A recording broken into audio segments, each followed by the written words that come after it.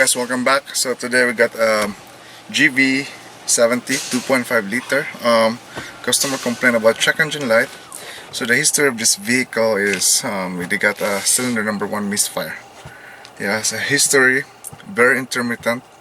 Every time the car comes in, there's no misfire at all, right? So we're gonna check our scan tool again because I already diagnosed this problem. We're here to replace the crank sensor. So what happened on this one is, let me just go to our scan tool. So as you can see here, history code, misfire. Let's go to freeze frame. It only happens on first startup, right? So let's see when the check engine light triggered. Usually it will show on the freeze frame.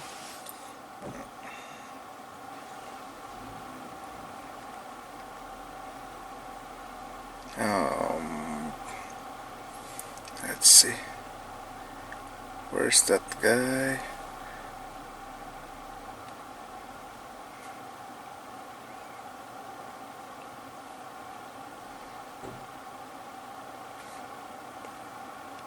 Okay, so it says here time engine start around 7 seconds. So yeah, so it happens only every first startup, and every time I start it up, it doesn't do misfire. So I had a situation like this with GV80, but that was a 3.5 turbo, because this vehicle is equipped with dual injectors. So there's a direct injection and there's a multi-port injection. So I was thinking that it could be a direct injector problem, because the GV80 that I'm working to has a direct injection problem. It only happens in startup, but that is a hard fault. This one I was thinking that it could be the same.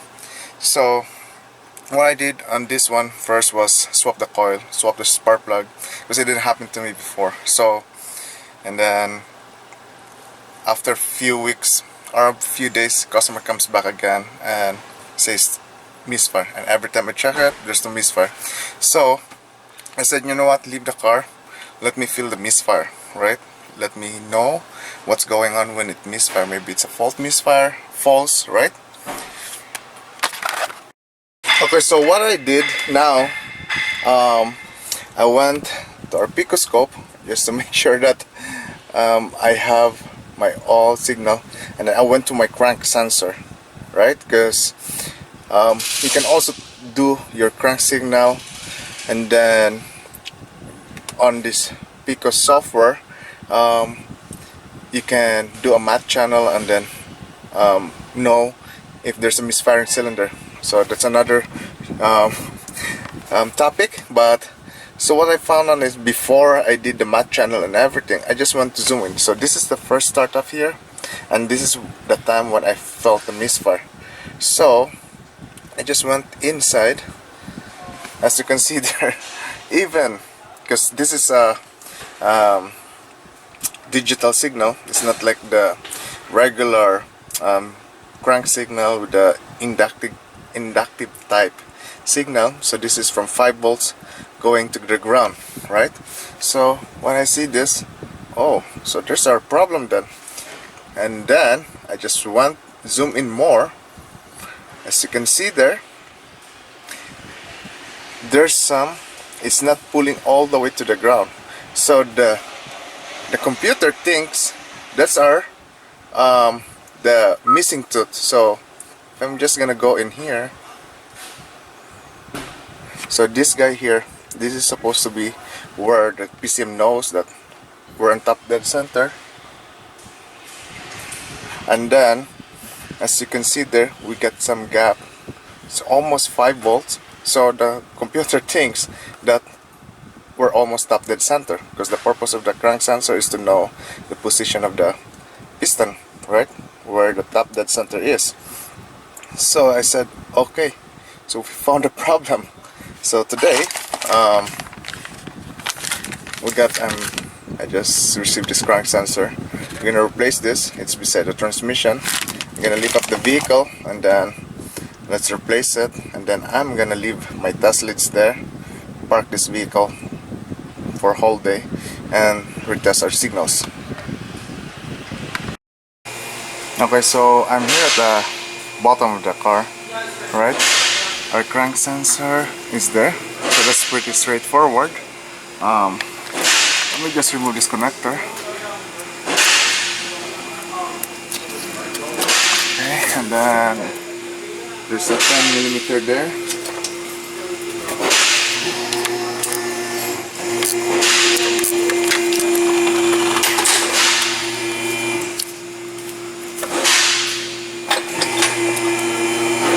So I was surprised on that capture because without the scope I don't think I will find what's wrong with this one. We're gonna end up putting a lot of parts that's so unnecessary, right? Because after a while, after maybe a minute of running, my signal on the crank sensor, it's putting out good signal. So let me grab the new one. So I have my new one here. I put it in. So there's no gasket in here. Huh, that's weird. There should be a gasket in this one. Why there's no gasket? The old one doesn't have one too. Why there's no gasket? And it's loose. You know what? Let me go check our parts. What do you call that? They call it microcut. We check where we were. We check our parts. So let me see if there's a gasket in this on this current sensor. Okay, so I just checked to our parts department and there's no gasket there. That's so weird because that's so loose. So anyway, we'll install this. I don't know why is it like that.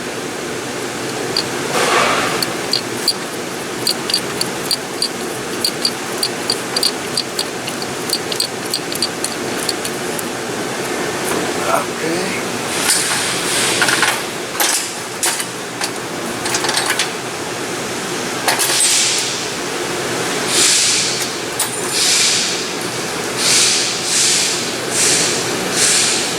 Now I just have to tighten this bolt here.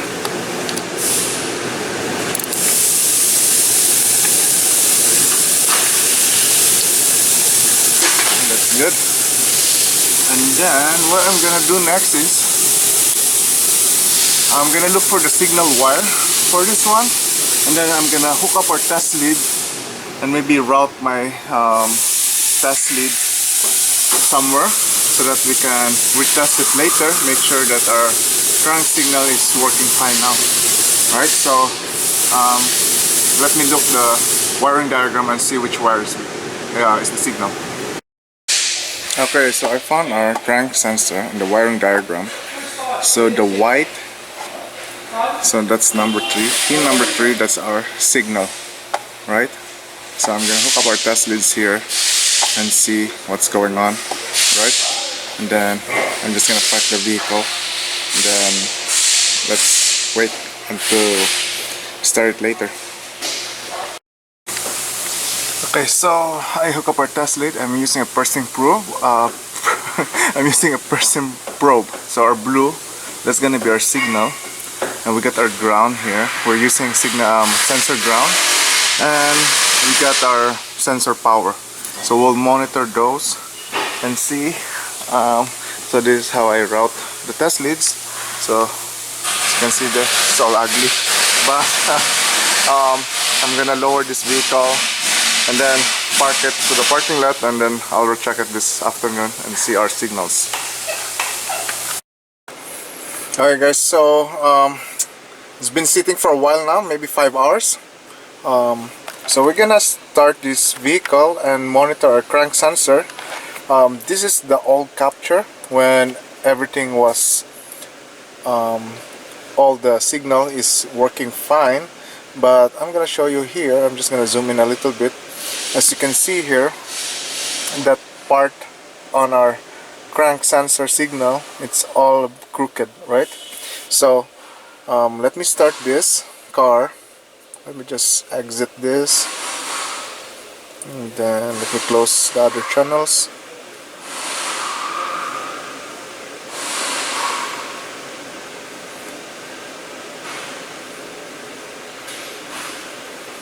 And then let's play this. So right now I'm gonna turn ignition on, so I should expect my signal there.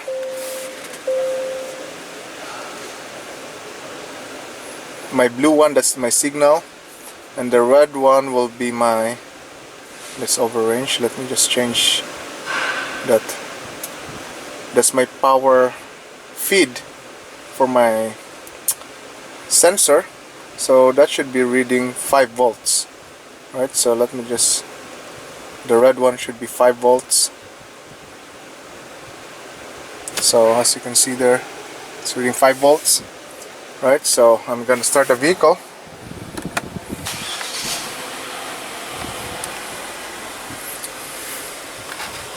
Okay, so right now, so far the car, I don't feel any misfire at all, right? I can feel a little bit. I don't know if there's a crank relearn on this vehicle. We're gonna go, because right now I'm in the parking spot, not in my bay. So we're concerned with the first startup, because that's when the signal breaks out, right? So okay, and then let me just stop this, and let's go back to our capture, the very first capture, and then let's zoom in. And then I'm using what do you call that, a sensor ground on this one. So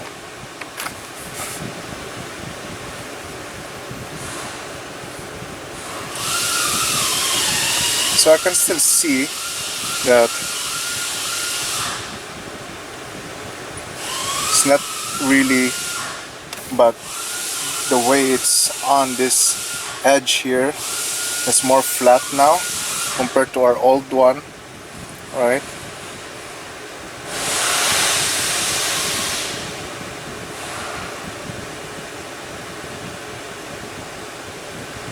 And the important thing there is there's no break on those lines here, right?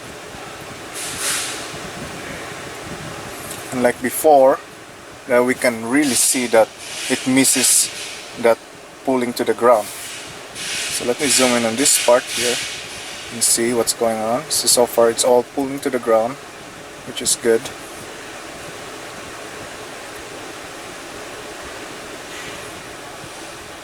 Let me go through to the other page of this capture. Let me zoom out a little bit. As you can see there, they're all on that. No missing, no missing teeth or anything, right?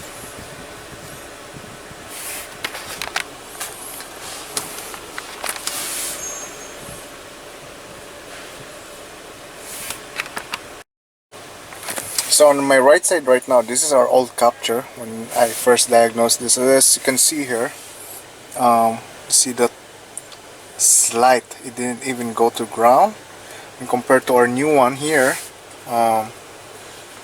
everything is pulling to the ground, right? You see that? This guy's here on my old capture.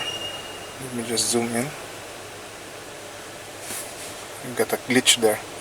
One way too, with this software, we can use the matte channels, right? And it will clearly see the difference, right? So here's my matte channel here, the black one. I'm just gonna move this guy here.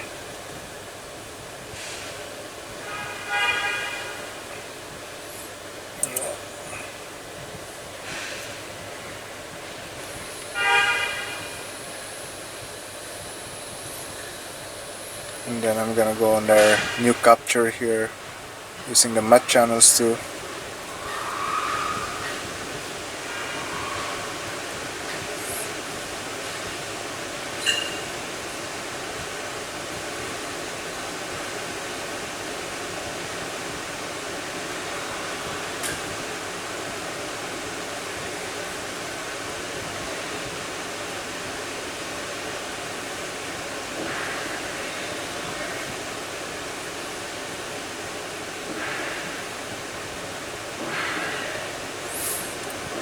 So we can clearly see. Let me just maximize this window so that everybody can see.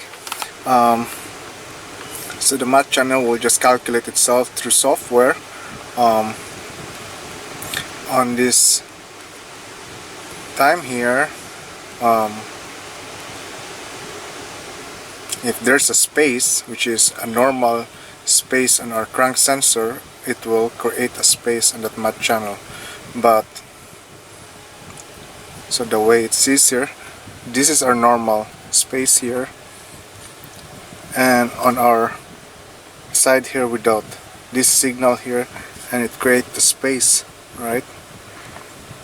And then the computer thinks that's the indentation of the space in our crank.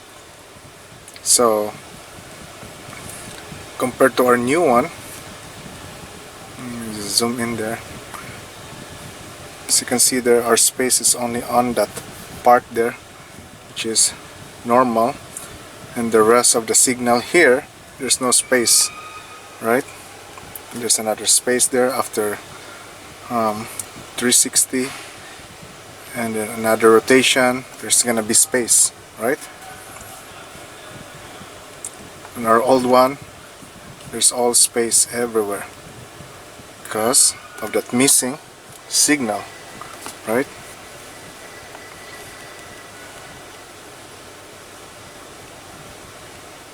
There's space there, space. So if there's a glitch on your crank signal, the Pico or any scope can do that, as long as they have that software that can interpret that glitch or anything, right? So I'm using a Pico scope, that's why it's so easy for us to see. So right now I'm here in our scan tool. I don't really see any crank relearn or anything when replacing those components, the crank sensor.